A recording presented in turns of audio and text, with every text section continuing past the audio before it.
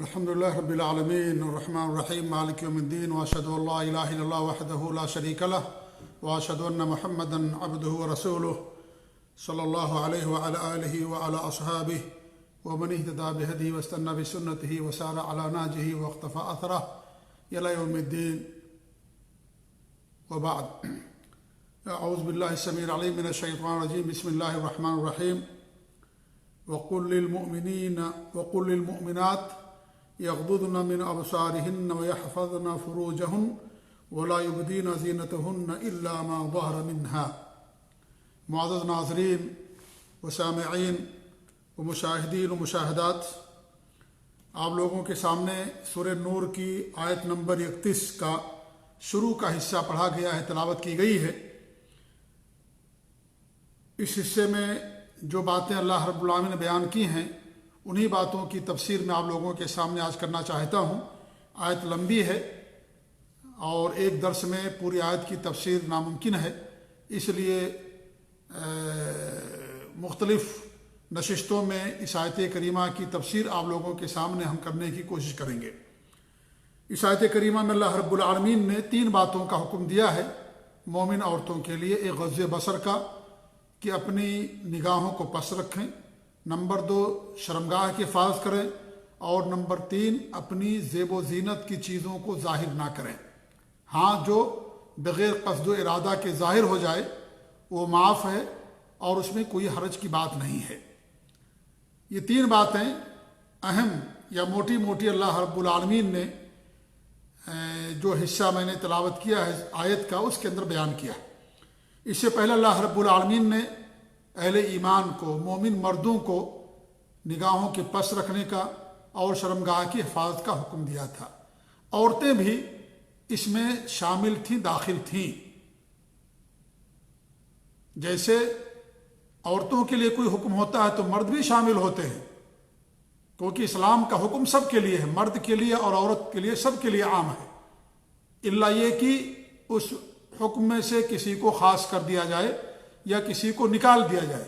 جب تک یہ نہ ہو تو اسلام کا ہر حکم مرد اور عورت سب کے لیے ہے، گرچہ اس کے اندر مخاطب صرف مرد کو کیا جائے یا صرف عورتوں کو کیا جائے، یا جمع مذکر کا صیغہ استعمال ہو یا جمع مؤنث کا صیغہ استعمال ہو، اس کے اندر جو حکم ہوتا ہے وہ سب کے لیے ہوتا ہے۔ میں نے اس سے پہلے بتایا تھا کہ اللہ رب العالمین نے بیان کیا تھا، یا اس سے پہلے کی آیتیں گزر چکی ہیں، کہ اگر کوئی مومن پاک دامن اور بھولی بھالی عورت کے اوپر الزام لگاتا ہے اور وہ ثابت نہ کر سکے تو اس کو 80 کوڑے لگائے جائیں گے۔ یہ بظاہر عورتوں کے لیے سمجھ میں آتا ہے، لیکن اس میں مرد بھی شامل ہیں، اور اس پر اجماع ہے کہ اگر کوئی مرد پر الزام لگاتا ہے زنا کا اور وہ ثابت نہ کر سکے تو اس کو بھی 80 کوڑے لگائے جائیں گے۔ اگرچہ اللہ رب العالمین نے کیا فرمایا؟ المؤمنات المحصنات الغافلات، یعنی مومن پاک دامن اور بھولی بھالی عورتوں کے بارے میں، لیکن اس حکم میں مرد بھی شامل ہیں۔ اسی طریقے سے اللہ نے مومنوں سے کہا اپنی نگاہوں کو پست رکھو، شرمگاہ کی حفاظت کرو۔ اس میں جہاں مردوں کے لیے حکم ہے وہیں عورتوں کے لیے بھی حکم تھا، لیکن اہمیت کے پیش نظر اللہ رب العالمین نے عورتوں کو الگ سے بیان کیا، کیونکہ عورتیں بہت بڑا فتنہ ہے، اور فتنے 2 طرح کے ہوتے ہیں۔ ایک فتنہ تو ہوتا ہے شبہات کا، شبہات کے فتنے کا تعلق دین سے ہوتا ہے، دین سے ہوتا ہے۔ شبہات کے فتنے کیا ہیں؟ یہ جب فتنہ کسی کے اندر پیدا ہوتا ہے، شبہات پیدا ہوتے ہیں تو اسی صورت میں انسان کی عاقبت خراب ہوتی ہے، دین خراب ہوتا ہے، صراط مستقیم سے دوری آتی ہے، گمراہی کے اندر جا گرتا ہے، اس کی عاقبت خراب ہوتی ہے۔ یہ شبہات کے فتنے کی بنا پر ایسا ہوتا ہے۔ کفر، شرک، نفاق، بدعت و خرافات، صراط مستقیم، منہج سلف سے دوری، یہ سب کے سب کس کی بنا پر ہیں؟ یہ شبہات کے فتنوں کی بنا پر ہے۔ اس لیے بہت بڑا فتنہ ہے شبہات کا فتنہ، اور شبہات کے فتنوں میں شرک، کفر اور نفاق یہ سب سے بڑے فتنے ہیں، کہ انسان شبہات کی بنا پر شرک کرنے لگے، کفر کے اندر پڑ جائے، نفاق کے اندر داخل ہو جائے، یا اس طریقے سے جو مسلمانوں کی جماعت ہے، سلف صالحین کی جماعت اور اس پر چلنے والے لوگ ہیں، ان سے انسان دوری اختیار کر لے۔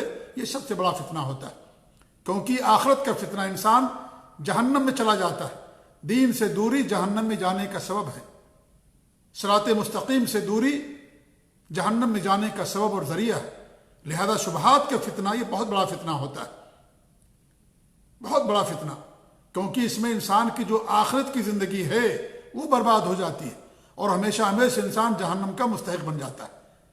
تو ایک تو شبہات کے فتنے ہوتے ہیں اور دوسرے شہوات کے فتنے. شہوات کے فتنوں کا تعلق دنیا سے ہے. مال کا فتنہ، پیٹ کا فتنہ، دولت کا فتنہ، منصب کا فتنہ، عورتوں کا فتنہ، شرمگاہ کا فتنہ، شہوات کے فتنے، یہ سارے فتنے کیا ہیں؟ یہ دنیاوی فتنے ہیں. اس سے انسان کی دنیا خراب ہوتی ہے اور کبھی کبھی یہ فتنے انسان کی آخرت کا بھی خرابی کا ذریعہ اور سبب بن جاتے ہیں. جیسے انسان کسی عورت کی محبت میں اور اس کے عشق میں گرفتار ہو جائے اور وہ کچھ شرطیں رکھے جس کی بنا پر وہ آدمی ان شرطوں کو قبول کر لے اور پھر دین سے دور ہوتا چلے جائے. ایسی بہت ساری مثالیں ماضی میں بھی تھی اور آج کل بھی کے زمانے میں بھی ایسی بہت ساری مثالیں پائی جاتی ہیں. اچھے خاصے انسان، دیندار، متقی، پرہیزگار اور اس طریقے صحیح منہج کے حامل، لیکن عورت کے فتنے میں پڑ گئے، دین بھی گیا اور دنیا بھی ان کی خراب ہو گئی. جی تو یہ جو شہوات کے فتنے ہیں یہ بھی بہت بڑے فتنے ہوتے ہیں. کتنے لوگوں نے عورتوں سے شادی کی اور سلف صالحین کے منہج اور عقیدے کو چھوڑ دیا، عورت کی محبت میں، اس کے حسن میں، جمال میں گرفتار ہو کر کے انہوں نے دین کو چھوڑ دیا، منہج کو چھوڑ دیا، صحیح راستہ چھوڑ دیا. تو ایسا بھی ہوتا ہے کہ شہوات کے فتنے سے انسان کی دنیا کے ساتھ ساتھ آخرت بھی خراب ہو جاتی ہے. تو شہوات کے فتنوں میں سب سے بڑا فتنہ عورت کا فتنہ ہوتا ہے. اللہ رب العالمین نے فرمایا زُيِّنَ لِلنَّاسِ حُبُّ الشَّهَوَاتِ مِنَ النِّسَاءِ، عورتوں کے لیے مزین کر دیا گیا ہے شہوات سے محبت. اور اس شہوات میں سب سے پہلا فتنہ اللہ رب العالمین نے کس کو بیان کیا؟ عورتوں کو بیان کیا. بہت بڑا فتنہ ہے یہ شہوت کا، عورتوں کا فتنہ. انسان یعنی سب کچھ بھول جاتا ہے اس کے پیچھے اور دینداری، تقوی، ساری چیزوں کو چھوڑ دیتا ہے. تو بہت بڑا فتنہ عورتوں کا فتنہ ہوتا ہے. اللہ کے رسول صلی اللہ علیہ وسلم کی حدیث ہے، اسامہ بن زید رضی اللہ عنہ فرماتے ہیں کہ اللہ کے رسول نے فرمایا ما ترکت بعد فتنہ ہی اضر علی الرجال من النساء. جیسے بخاری سے مسلم کی روایت ہے کہ میں نے اپنے بعد اس سے بڑا فتنہ کوئی نہیں چھوڑا جو مردوں کے لیے نقصان دہ ہو اور وہ عورتوں کا فتنہ ہے. یعنی عورتوں کے فتنے سے یعنی یہ شہوات کے فتنے مراد ہیں کہ ان میں کوئی بڑا فتنہ میں نے نہیں چھوڑا، یا میرے بعد جو سب سے بڑا فتنہ ہوگا شہوات کے فتنوں میں عورتوں کا فتنہ ہوگا جو نقصان دہ ہوگا مردوں کے لیے، لوگوں کے لیے. تو شہوات کے فتنے بہت بڑے فتنے ہوتے ہیں. اسی لیے اللہ رب العالمین نے بطور خاص عورتوں کو بھی یہاں پر حکم دیا. اگرچہ عورتیں گزشتہ آیت کے ضمن میں داخل تھیں لیکن بطور خاص اہتمام کے ساتھ کہ تاکہ ایک انسان، ایک مرد عورتوں کے فتنے سے محفوظ رہے، عورتوں کے فتنے سے دوری اختیار کرے اور اس طریقے شہوات کے فتنے میں نہ پڑے، شبہات کے فتنوں سے بھی دوری اختیار کرے اور شہوات کے فتنوں سے بھی انسان کیا کرے؟ دوری اختیار کرے. تو اللہ رب العالمین نے اسی لیے ان کو الگ بیان کیا. اللہ فرماتا وَقُلْ لِلْمُؤْمِنَاتِ، آپ مومنوں سے فرما دیں، مومن عورتوں سے کیا؟ يَغْضُضْنَ مِنْ أَبْصَارِهِنَّ، وہ اپنے نگاہوں کو پست رکھیں. نگاہوں کو پست رکھیں کن کن چیزوں سے؟ ایک تو نگاہوں کو جو ان کی حفاظت کرنی ہے ان میں ایک تو ڈرامے، فلمیں، سیریل، یہ تمام چیزیں جو انسان کی عاقبت بھی خراب کرتی ہیں اور اس طریقے سے انسان کے اندر شہوتیں بھڑکاتی ہیں، فتنے پیدا کرتی ہیں، ان تمام چیزوں سے بھی ان کو اپنی نگاہوں کو پس رکھنا ہے. نمبر 2 جو عریاں مناظر اور تصویریں ہیں، جیسے مردوں کے بارے میں باتیں بتائی گئی تھی، وہ تمام چیزیں عورتوں کے اندر بھی بیان کی آئیں گی. ننگے مناظر جس سے انسان کی شہوت بھڑکتی ہے اور پھر مرد ہو یا عورت برائی پر اتر آتا ہے اور کسی بھی طریقے سے اپنی شہوت کو پوری کرنا چاہتا ہے. نمبر 3 ایسی کتابیں جو انسان کے عقیدوں کو بگاڑ دے، ایسی کتابیں، لٹریچرز یا ایسے لوگوں کی صحبت، ان تمام چیزوں سے غض بصر کرنا ضروری ہے. ایسی کتابوں کو پڑھنا جہاں مردوں کے لیے منع ہے وہیں عورتوں کے لیے بھی منع ہے. اس طریقے سے نمبر 4 مردوں کو شہوت بھری نظروں سے دیکھنا، مردوں کو، عورت کے لیے اجازت ہے کہ مرد کو دیکھے لیکن شہوت بھری نظر سے نہ دیکھے، شہوت بھری نظر سے نہ دیکھے۔ کچھ علماء نے بات بیان کی ہے کہ عورت کے لیے جائز نہیں کہ مرد کو دیکھے، جیسے مرد کے لیے جائز نہیں کہ عورت کو دیکھے، ایسی عورت کے لیے بھی جائز نہیں کہ مرد کو دیکھے، لیکن ان کا یہ قول صحیح نہیں ہے۔ اس لیے صحیح نہیں ہے کیونکہ عورت کے چہرے پر پردہ ہوتا ہے، مرد کا چہرے پر پردہ نہیں ہوتا، اسی لیے عورت کے لیے مرد کا دیکھنا جائز ہے، اور اس کی بہت ساری دلیلیں ہیں۔ ایک دلیل تو وہ حدیث ہے جو صحیح بخاری اور مسلم کی ہے، یا صحیح بخاری کے اندر، کہ حبشہ کے لوگ کھیل کھیل رہے تھے مسجد کے اندر، تو آپ صلی اللہ علیہ وسلم نے عائشہ رضی اللہ تعالیٰ عنہا کو ان کا کھیل دکھایا۔ اس طریقے سے فاطمہ بنت قیس رضی اللہ تعالیٰ عنہا کو آپ نے ابن ام مکتوم کے گھر عدت گزارنے کا حکم دیا تھا، عدت گزارنے کا، یہ صحیح مسلم کی روایت ہے۔ تو وہ دیکھتی تھی ابن ام مکتوم کو، تو ایسی صورت میں عورتوں کا مردوں کو دیکھنا جائز ہے، لیکن دو شرطوں کے ساتھ۔ پہلی شرط یہ کہ عورت مرد کو شہوت کے ساتھ نہ دیکھے، بری نظر سے نہ دیکھے، یعنی دیکھنے کا مقصد اس کا غلط نہ ہو بلکہ ضروری ہو اور کسی ضرورت کے تحت اسے دیکھ رہی ہے، تو ایسی صورت میں وہ چیز اس کے لیے جائز ہے۔ اور دوسری شرط یہ ہے کہ مرد کو بھی چاہیے کہ بار بار عورت کو نہ دیکھے، کیونکہ یہیں سے شروعات ہوتی ہے زنا کی، جیسا کہ اس سے پہلے بتایا گیا۔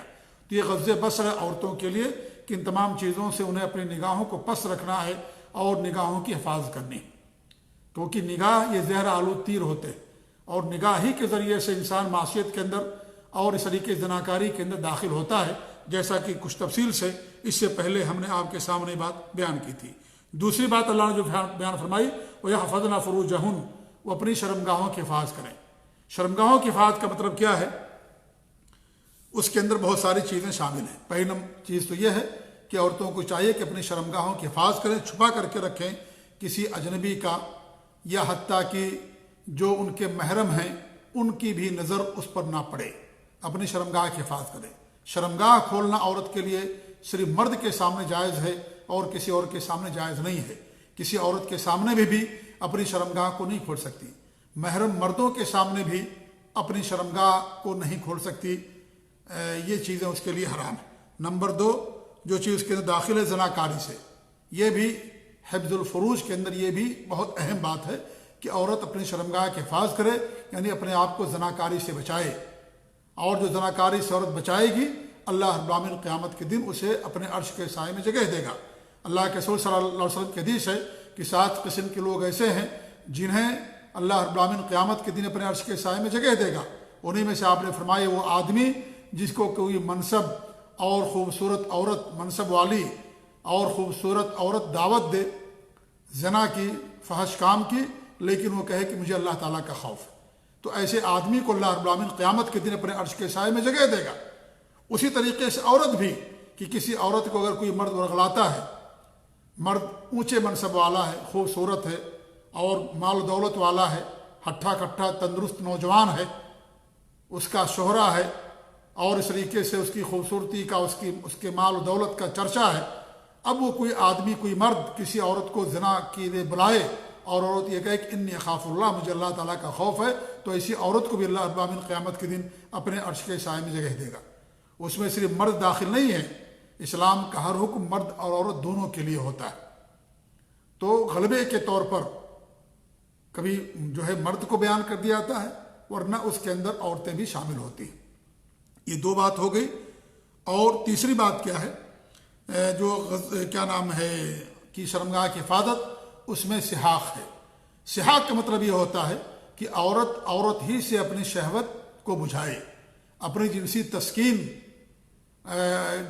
تسکین لے اور اپنی شہوت کو بجھائے، عورت ہی سے، اس کو سحاق کہا جاتا ہے۔ یہ بھی عورت کے لیے حرام ہے، جیسے مرد کے لیے استمنا حرام ہے کہ مرد اپنے ہاتھ سے اپنی شرمگاہ کو پکڑ کر کے اور جو منی ہے اس کو خارج نہیں کر سکتا، ایسی عورت کے لیے بھی حرام ہے کہ عورت ایک دوسری عورت کی شرمگاہ سے اپنی شرمگاہ کو ملائے اور دونوں شہوت کے اندر ہوں، اور اس طریقے سے منی خارج ہو، پانی خارج ہو، یہ ان کے لیے بھی حرام ہے۔ یا اس طریقے سے اپنی انگلی کو ڈال کر کے یا کسی اور چیز کے ذریعے سے، یہ بھی ان کے لیے حرام ہے۔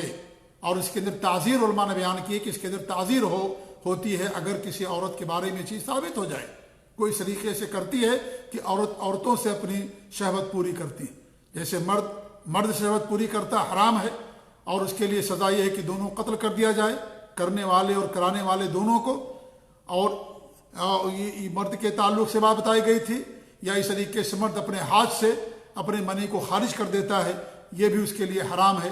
ایسے ہی عورت کے لیے بھی چیز حرام ہے اور اسے سحاق کہا جاتا ہے۔ جی، تو یہ ساری چیزیں یعنی داخل ہیں شرمگاہ کی حفاظت کے اندر۔ تو یہ دوسری بات اللہ رب العالمین نے یہاں پر بیان کی ہے۔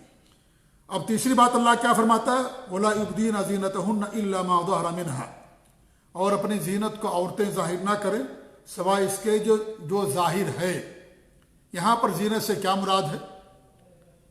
یہ ذرا میں آپ کے سامنے اختصار کے ساتھ بات پیش کروں، اور جو ہمارے بھائی سننے والے ہیں ان سے میری گزارش کے ساتھ دھیان سے میری بات کو سنیں گے، کیونکہ اس مسئلے کے اندر بہت اقوال ہیں، اور اس طریقے سے یعنی ایک انسان جب اس کے اندر اس مسئلے کے اندر پڑتا ہے تو اتنی زیادہ باتیں اس کے اندر ہے کہ انسان کا ذہن یعنی پراگندہ ہو جاتا ہے اور پوری بات اسے سمجھ میں نہیں آتی۔ اس لیے میں بڑے اختصار کے ساتھ اور مسئلے کی تنقیح میں نے کی ہے اور اسے میں آپ کے سامنے رکھنا چاہتا ہوں، لہٰذا آپ سے گزارش ہے کہ ذرا اس مسئلے کو آپ دھیان سے سنیں۔ دیکھیے، زینت دو طرح کی ہوتی ہے۔ ایک زینت تو ایسی ہوتی ہے جو باطنی زینت جسے کہا جاتا ہے۔ باطنی زینت کا مطلب یہ ہے کہ اس کا اظہار کسی بھی اجنبی کے سامنے جائز نہیں ہے۔ باطنی زینت کا اظہار کسی بھی اجنبی آدمی کے سامنے عورت کے لیے جائز نہیں ہے۔ جیسے عورت پازیب پہنتی ہے، پازیب ہے پاؤں کے اندر، یا ہار پہنتی ہے گلے کے اندر، یا اپنے ہاتھ کے اندر کنگن پہنتی ہے، یا اس طریقے سے ہار پہنتی ہے گلے کے اندر، تو یہ جو چیزیں ہیں اسے کیا کہا جاتا ہے؟ یہ باطنی زینت ہے۔ یہ باطنی زینت کسی بھی اجنبی آدمی کے سامنے جائز نہیں ہے۔ باطنی زینت میں سے ایک زینت ایسی بھی ہوتی ہے جو مرد کے علاوہ کسی اور کے لیے اس کا اظہار عورت کے لیے جائز نہیں ہے۔ جیسے عورت اپنے پیٹھ میں کمر بند سونے کا پہنے، مان لیجیے، یا چاندی کا پہنے، تو اس کمر بند کو، اس سونے کے کمر بند کو عورت اپنے شوہر کے علاوہ کسی اور کے سامنے اس کو ظاہر نہیں کر سکتی، حتیٰ کہ جو اس کے محرم ہیں، اس کے باپ، اس کے بھائی، اس کے بیٹے، ان کے سامنے بھی اس کا ظاہر کرنا اس کے لیے منع۔ تو یہ ہو گیا باطنی زینت۔ باطنی زینت جو چھپی ہوئی زینت ہے، یعنی وہ زیورات جو چھپی ہوئی ہیں، چھپے ہوئے ہوتے ہیں، تو ان کا ظاہر کرنا عورت کے لیے جائز نہیں ہے۔ جو باطنی زینت ہے کسی کے بھی سامنے، کسی بھی اجنبی آدمی کے سامنے جائز نہیں ہے، ٹھیک ہے۔ اور باطنی زینت کے اندر میں نے دو قسم بیان کی۔ ایک تو یہ کہ باطنی زینت کچھ ایسی ہوتی ہے جس کا اظہار عورت اپنے مرد کے علاوہ کسی اور کے سامنے نہیں کر سکتی، جیسے کمر بند سونے کا پہننا، اس کمر بند کو عورت کسی اور کے سامنے اس کو ظاہر نہیں کر سکتی، ٹھیک ہے۔ اور کچھ باطنی زینت ایسی ہوتی ہے جسے عورت اپنے محرم کے سامنے ظاہر کر سکتی ہے، جیسے بالی وغیرہ ہے، کنگن وغیرہ ہے، مان لیجئے، اس کو ظاہر کر سکتی ہے، یا یہ چیزیں پازیب ہے جو پاؤں کے اندر پہنا جاتا ہے، وہ محرم کے سامنے اس کو ظاہر کر سکتی ہے، لیکن اجنبی لوگوں کے سامنے ظاہر نہیں کر سکتی، اس لیے اس کو باطنی زینت کہا جاتا ہے۔ دوسری جو زینت ہوتی ظاہری زینت۔ ظاہری زینت ظاہری زینت کا مطلب یہ ہے جس کا اظہار اجانب کے لیے بھی جائز ہے، یعنی وہ ظاہری زینت کو اجنبی مردوں کے لیے بھی عورت ظاہر کر سکتی ہے، یہ ظاہری زینت۔ اب اس کے بارے میں علماء کے دو اقوال ہیں کہ ظاہری زینت سے کیا مراد ہے۔ تو اللہ نے فرمایا کہ اپنی زینت کو نہ ظاہر کرے مگر جو ظاہر ہو جائے خود بخود۔ یہاں زینت سے کیا مراد ہے؟ یہاں زینت سے مراد ظاہری زینت ہے، باطنی زینت مراد نہیں ہے، ایک بات ہی نوٹ کر لیں آپ۔ اب ظاہری زینت سے مراد کیا ہے یہاں پر؟ اب یہاں ظاہری زینت سے مراد، اس کے بارے میں علماء کے دو اقوال۔ ایک قول تو یہ ہے کہ اس سے مراد عورت کا چہرہ ہے، اس کے دونوں ہاتھ ہیں، یعنی جو عورت کی پیدائشی زینت ہوتی ہے، تخلیقی زینت ہوتی ہے، جس پر عورت کو اللہ رب العالمین پیدا کرتا ہے، جیسے چہرہ ہے، ہاتھ وغیرہ، یہ مراد ہے یہاں پر ظاہری زینت سے۔ یہ مراد ہے۔ ایک قول تو یہ ہے، ایک قول یہ کہ یہاں پر کیا مراد ہے، ہاتھ اور دونوں یعنی ہتھیلیاں عورت کی مراد ہیں، کہ عورت اپنے ہتھیلیوں کو اور اپنے چہرے کو اجنبی لوگوں کے سامنے ظاہر کر سکتی ہے، یہ ظاہری زینت سے یہ مراد ہے۔ قبل اس کے کہ میں آگے بڑھوں دوسرا قول پیش کروں، یہاں میں بتا دوں کہ ان کا یہ قول صحیح نہیں ہے۔ امام ابن تیمیہ رحمۃ اللہ علیہ نے بیان کیا ہے کہ جو لوگ یہ کہتے ہیں کہ اس سے مراد ہاتھ اور چہرہ ہے، وہ صحیح نہیں ہے۔ کیوں نہیں صحیح ہے؟ انہوں نے 3 باتیں بیان کی ہیں۔ پہلی بات وہ یہ بیان کرتے ہیں کہ قرآن و حدیث کے اندر چہرے کے پردے پر کافی دلیلیں موجود ہیں، چہرے کے پردے پر کافی دلیلیں اور کافی حدیثیں اور نصوص موجود ہیں، لہذا یہاں پر چہرے کا کھولنا یہ مراد نہیں ہے۔ دوسری دلیل انہوں نے دی ہے کہ زینت کا اطلاق، اللہ نے کیا فرمایا کہ اپنی زینت کو نہ ظاہر کرے۔ زینت کا اطلاق قرآن و حدیث میں ان چیزوں پر ہوتا ہے جن سے عورت جن کو عورت استعمال کر کے اپنے حسن کو بڑھاتی ہے یا اپنے حسن و جمال کے اندر نکھار پیدا کرتی ہے، وہ زینت مراد ہوتی ہے۔ وہ زینت مراد نہیں ہوتی جو عورت کی یا اصل خلقت ہوتی ہے، جس پر اللہ رب العالمین عورت کو پیدا کرتا ہے، وہ اصل خلقت مراد نہیں ہوتی، بلکہ زینت سے مراد ظاہری چیزیں، خارجی چیزیں۔ اصل خلقت کے علاوہ چہرہ اور ہاتھ تو اصل خلقت ہیں، یہ خارجی زینت نہیں ہے یہ۔ لہذا کتاب و سنت کے اندر زینت سے مراد کیا ہے؟ اصل خلقت کے علاوہ جو خارجی زینت ہے وہ مراد ہوتی ہے۔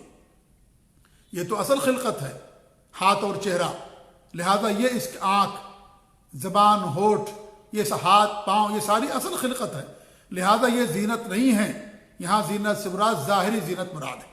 تیسری دلیل انہوں نے بیان کی ہے کہ اللہ نے یہ نہیں فرمایا کہ الا ما اظہرن منہا، یعنی جو عورت ان میں سے ظاہر کر دے، یہ اللہ نے بیان فرمایا، بلکہ اللہ نے کیا بیان فرمایا؟ الا ما ظہر منہا، جو بغیر ارادے کے، بغیر قصد کے جو ظاہر ہو جائے وہ مراد ہے یہاں پر، یہ اللہ رب العالمین نے فرمایا۔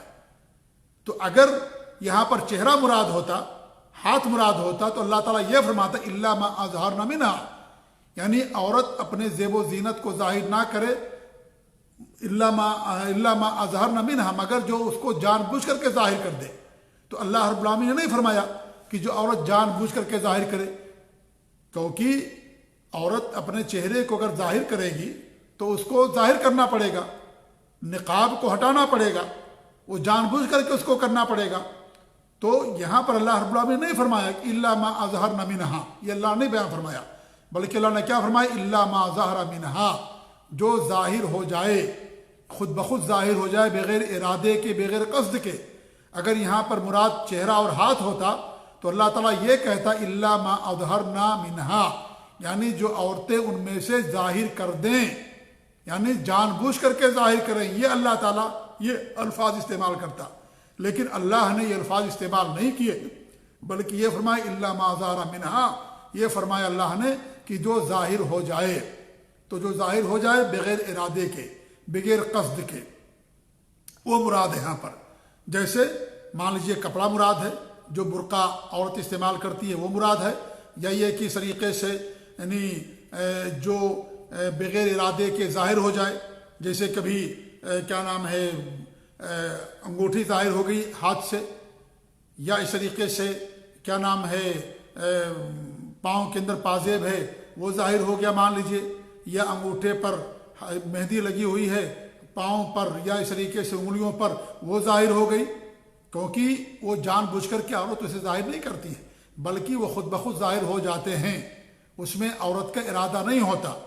عورت کوئی سامان لیتی ہے، پکڑتی ہے، اس کے مان لیجیے پاؤں پر یا ہاتھ کے اوپر کیا نام ہے مہندی لگی ہوئی ہے تو ظاہر ہو جاتی ہے، عورت جان بوجھ کر کے اس کو ظاہر نہیں کرتی۔ جی ہاں، تو یہاں پر چہرہ اور ہاتھ مراد نہیں ہے۔ تو یہ 3 باتیں امام ابن تیمیہ رحمۃ اللہ نے بیان فرمائی۔ چوتھی بات میں یہ کہتا ہوں کہ بھائی زمانے جاہلیت کے اندر کیا عورتیں ننگی گھومتی تھی؟ جو لوگ کہتے ہیں کہ پردہ جو ہے چہرے کا پردہ نہیں ہوتا ہے، اور کچھ لوگ امام البانی رحمۃ اللہ علیہ کے قول سے اپنی دکان چلاتے ہیں، اور امام البانی رحمۃ اللہ علیہ جب نے یہ کہا ہے کہ واجب نہیں ہے، اس کے لیے پردہ کرنا بہتر ہے، نمبر 1۔ نمبر 2 انہوں نے یہ بیان فرمایا ہے کہ اگر فتنہ ہو اور اس طریقے سے خطرہ ہو تو ایسی صورت میں عورت کے لیے اپنے چہرے کا کھولنا جائز ہی نہیں ہے جہاں پر فتنہ کا مسئلہ ہو. یہ امام البانی رحمۃ اللہ نے بیان کیا ہے. لیکن لوگ ان کے معنی کو غلط بیان کر کے ان کے فتوے کو اپنی دکان چمکاتے ہیں، اپنی دکانداری چلاتے ہیں. حالانکہ امام البانی رحمۃ اللہ علیہ کے قول کا مقصد قطعاً وہ نہیں ہے جو لوگ مراد لیتے. انہوں نے کہا کہ باقاعدہ عورت کے لیے پردہ کرنا بہتر ہے اور خاص طور سے جہاں پر فتنہ ہو، شہوت میں پڑ جانے کا خوف اور خطرہ ہو، گناہ کا اندیشہ ہو، ایسی صورت میں چہرے کا پردہ کرنا عورت کے لیے ضروری ہے. تو میں یہ کہنا چاہتا ہوں کہ اللہ نے پردہ کرنے کا حکم دیا ہے تو کس چیز کا پردہ کرنے کا حکم دیا، کس چیز کے چھپانے کا حکم دیا؟ کیا عورتیں زمانہ جاہلیت کے اندر اپنی پستان کو، اپنی ران کو، اپنی شرمگاہ کو سب جو ہے لوگوں کے سامنے دکھاتی تھی؟ کیا ان تمام چیزوں کو ظاہر کر کے چلتی تھی؟ ظاہر بات ہے ایسا نہیں ہے، بلکہ وہ ان چیزوں کو چھپا کر کے رکھتی تھی. صرف طواف کے وقت آتا ہے کہ چونکہ ان کا عقیدہ یہ تھا کہ جن کپڑوں کو پہن کر کے ہم نے گناہ کیا ہے ان کپڑوں کو پہن کر کے ہم خانہ کعبہ کا طواف نہیں کر سکتے. یعنی اس طریقے سے خانہ کعبہ کی عظمت تھی ان کے دلوں میں. تو وہ قریش کے خاندان سے، قریش کے لوگوں سے وہ کپڑے مانگتی تھی. اگر انہیں کپڑے مل جاتے تھے تو کپڑا پہن کر کے طواف کرتی تھی، اور اگر نہیں ملتے تھے تو اس طرح کے اکا دکا واقعات پیش آتے ہوئے کہ انہوں نے کیا کیا، ننگے طواف کر لیا. تو یہ اکا دکا تھا، ایسا نہیں تھا کہ یہ عام تھا کہ باقاعدہ عورتیں اپنی شرمگاہوں کو سب کے سامنے دکھاتی تھیں، یا جو ہے اپنی ران کو دکھاتی تھیں، اپنی پستان کو دکھاتی تھی، یا اپنے پیٹ اور پیٹھ کو دکھاتی تھی. ایسا نہیں تھا. وہ کپڑا بھی پہنتی تھی، وہ کپڑا پہنتی تھی، بڑے بڑے کپڑے پہنتی تھی، پاؤں تک جو ڈھکے ہوئے تھے وہ کپڑے باقاعدہ پہنتی تھی. ہاتھ اور چہرہ اور ان کے پاؤں یہ کھلے ہوا کرتے تھے. تو اللہ رب العالمین نے جب پردے کا حکم دیا تو ان کو چھپانے کا حکم دیا. وہ تو پاؤں اور شرمگاہ یا اس طریقے سے ران یا اس طریقے سے پستان، پیٹ اور پیٹھ، یہ ساری چیزیں تو پہلے ہی سے چھپی ہوتی تھی. زمانے جاہلیت کے اندر عورتیں چھپا کر کے رکھتی تھی. تو جب اللہ نے پردہ کرنے کا حکم دیا تو کیا مطلب پردہ کرنے کا؟ کیا پردہ کرنا مطلب یہ کہ عورتیں ننگی گھومتی تھیں لہذا ان کو کپڑا پہننے کا حکم دے دیا کہ تم قمیص پہن کر کے چلا کرو، پیجامہ پہن کر کے چلا کرو، یا اس طریقے سے قمیص پہن کر کے چلا کرو؟ نہیں، یہ ساری چیزیں تو پہلے ہی سے موجود تھیں.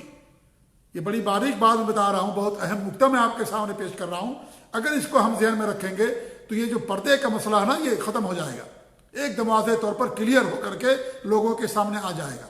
جو لوگ کہتے ہیں کہ چہرے کا پردہ نہیں ہے، ہاتھ کا پردہ نہیں ہے، پاؤں کا پردہ نہیں ہے، ان سے میں کہنا چاہتا ہوں کہ چہرے کا اگر پردہ نہیں ہے تو پھر کس چیز کا پردہ؟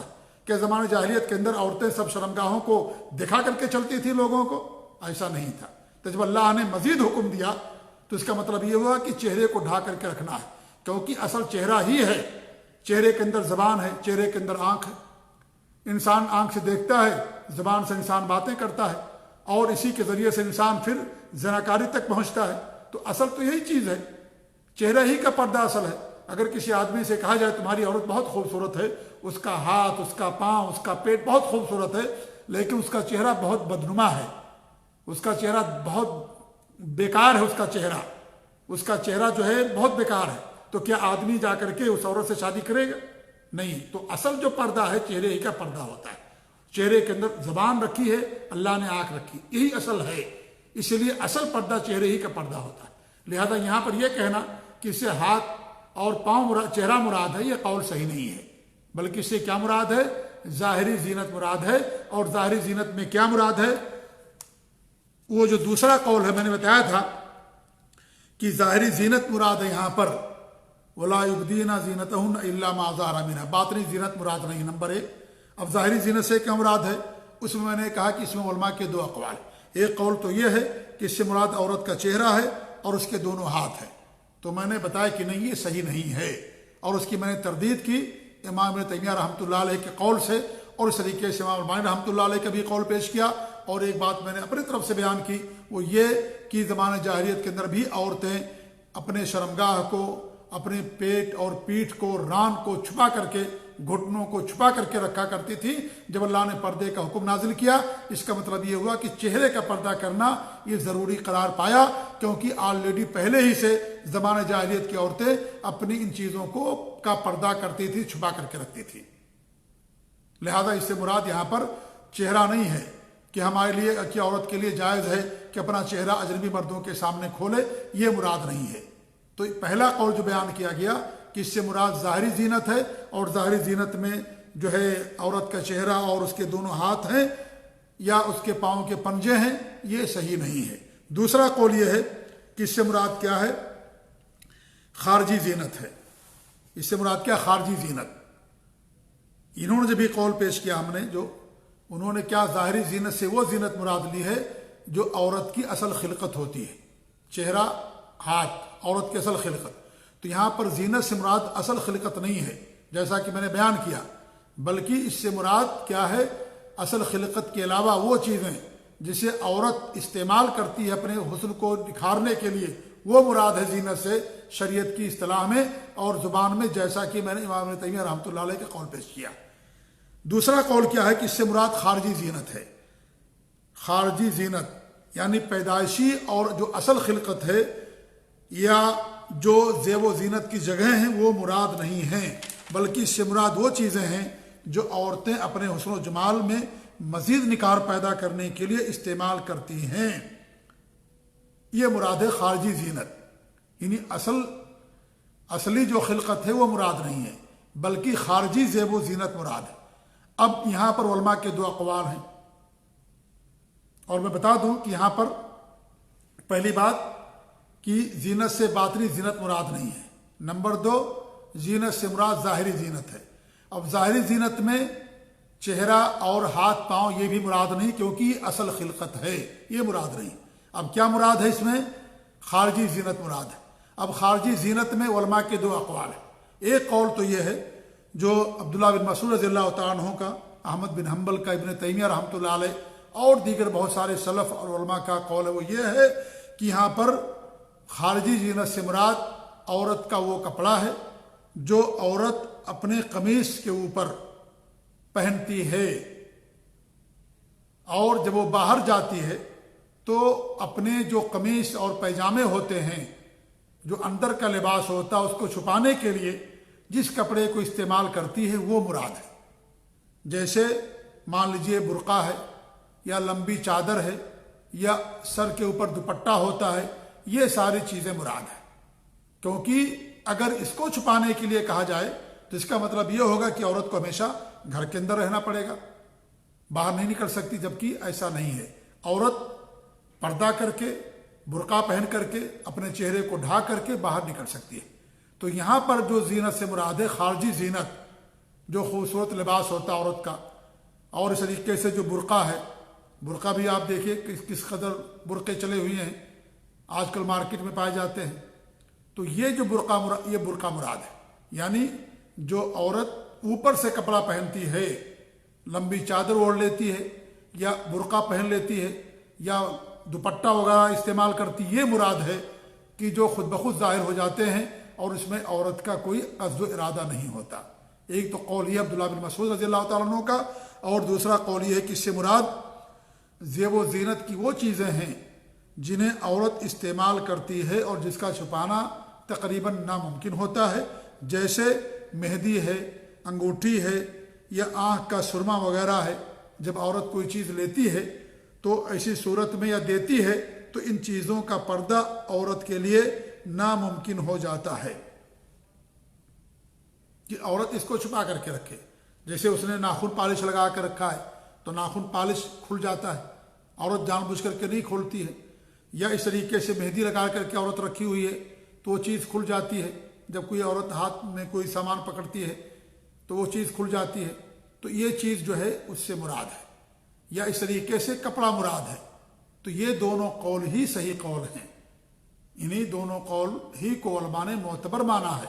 या तो मुराद इससे हम बुर्का ले लें, या तो हम ये मुराद ले लें इससे कि जो बसा औकात औरत के यानी इसे खुल जाता है। जैसे औरत आँख में मान लीजिए सुरमा लगाई हुई है, अब वो औरत आँख से देखने का काम करती है, जाहिर बात है। اب اس کسی سے بات کرتی ہے تو سرما اس کا دکھ جاتا ہے، تو یہ چیز وہ دکھاتی نہیں ہے، لیکن یہ چیز کیا ہے اس سے دکھ جاتی ہے، بغیر قصد و ارادے کے یہ چیز ظاہر ہو جاتی ہے، تو یہاں پر یہ چیز مراد ہے۔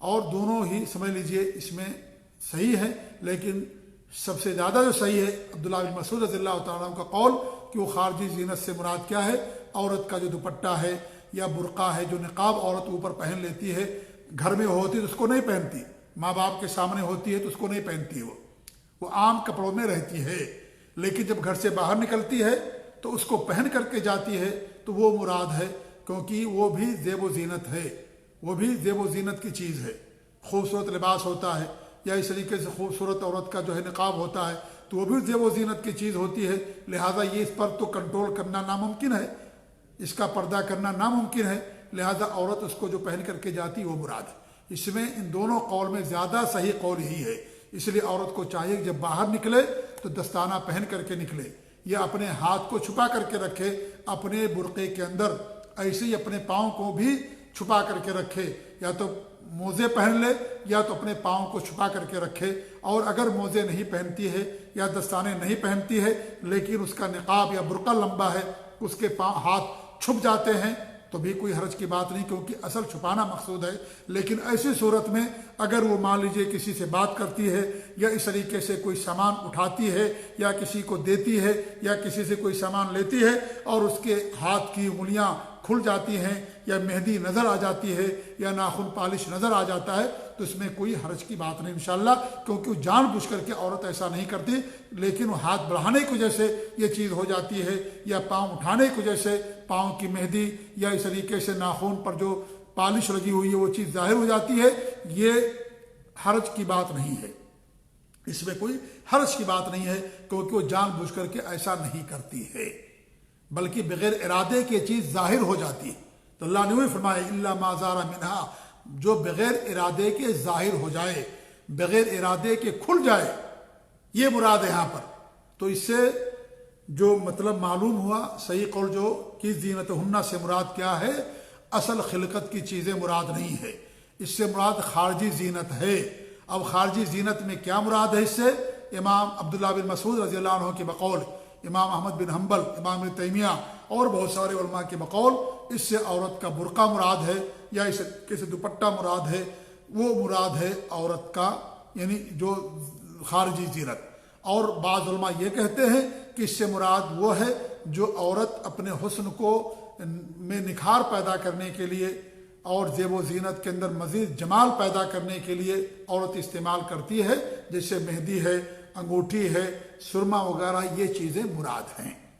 تو ان دونوں میں سب سے پہلی بات یہاں پر ظاہری زینت میں خارجی زینت مراد ہے، باطنی زینت مراد نہیں۔ اور خارجی زینت میں دو قول میں نے پیش کیا، ان دونوں قول میں زیادہ جو معتبر قول ہے وہ عبداللہ بن مسعود رضی اللہ تعالیٰ عنہ کا ہے، وہ یہ کہ چہرہ، یہ کیا نام ہے، جو برقع اور نقاب ہے وہ مراد ہے۔ تو میں سمجھتا ہوں کہ اس تفصیل سے انشاءاللہ بات آپ لوگوں کے سامنے واضح ہوگی۔ تو ولا یبدین زینتہن، اپنی زینت کو ظاہر نہ کریں مگر جو خود بخود ظاہر ہو جائے، تو اس سے مراد خارجی زینت ہے، وہ زینت نہیں ہے جو عورت کی اصل خلقت ہوتی ہے، جیسے چہرہ اور ہاتھ پاؤں وغیرہ، وہ تو اصل خلقت ہے۔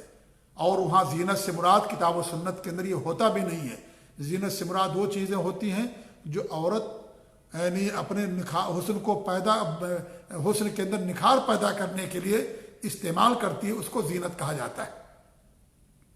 جو خارجی چیز ہوتی ہے، اصل خلقت کے علاوہ ہوتی ہے، یہی اصل ہے۔ جیسا کہ قرآن کی بہت ساری آیتیں ہیں، قل من حرم زینت اللہ التی اخرج لعبادہ، آپ کہہ دے کون ہے جو اللہ کی زینت کو حرام کر دے جسے اللہ نے اپنے بندوں کے لیے نکال رکھا ہے۔ تو یہاں پر زینت سے مراد کیا ہے؟ اصل خلقت نہیں ہے آدمی یا عورت کی، بلکہ وہ خارجی چیزیں ہیں، الگ سے چیزیں ہیں، وہ مراد ہے یہاں پر۔ جی ہاں، اس طریقے سے اللہ نے فرمایا کہ ایک آیت کے اندر کہ والخیل والبغال والحمیر لترکبوها وزینہ، گھوڑے اور کھچر اور گدھے تم ان پر سوار ہوتے ہو، سواری کے لیے ہیں اور زینت کے لیے ہیں۔ تو یہ کیا ہے؟ یہ ایک خارجی چیز ہے، تو یہاں پر بھی خارجی چیز مراد لیا گیا۔ اس طریقے سے اللہ نے فرمایا المال والبنون زینت الحیات دنیا، مال اور جو بچے ہیں، اولاد ہیں، دنیاوی زندگی کی زینت ہیں۔ تو یہ جو ہیں دنیاوی زندگی کی زینت اصل خلقت کے علاوہ۔ تو اس سے معلوم یہ ہوا کہ زینت جب بولا جاتا ہے شریعت کی اصطلاح میں تو اس میں اصل خلقت مراد نہیں ہوتی، بلکہ وہ چیزیں مراد ہوتی جس سے آدمی یا عورت اپنی زینت کے اندر مزید نکھار پیدا کرتی ہے، وہ چیزیں مراد ہوتی ہیں۔ اور کس سے عورت نکھار پیدا کرتی ہے؟ خوبصورت لباس پہن کر کے، یا اس طریقے سے نقاب، برقع، یہ ساری چیزیں جو خود بخود ظاہر ہو جاتی ہیں وہ مراد ہیں عورت کے لیے یہاں پر۔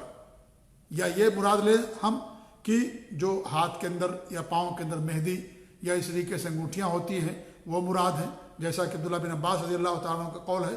تو بہرحال میں سمجھتا ہوں کہ اس تفصیل سے آپ کے سامنے پوری بات واضح ہوگی۔ اللہ تعالیٰ ہماری خواتین کو پردہ کرنے کے حکم توفیق دے، ہمیں بھی اپنی شرمگاہوں کی حفاظت کرنے کی توفیق دے، نگاہوں کو پست رکھنے کی توفیق دے، اور اس طریقے سے اللہ رب العالمین ہم سب کے حفاظ فرمائیں۔ جزاکم اللہ خیر، وصلی اللہ علیہ محمد وعلی آلہ وصحبہ اجمعین، والسلام علیکم ورحمۃ اللہ وبرکاتہ۔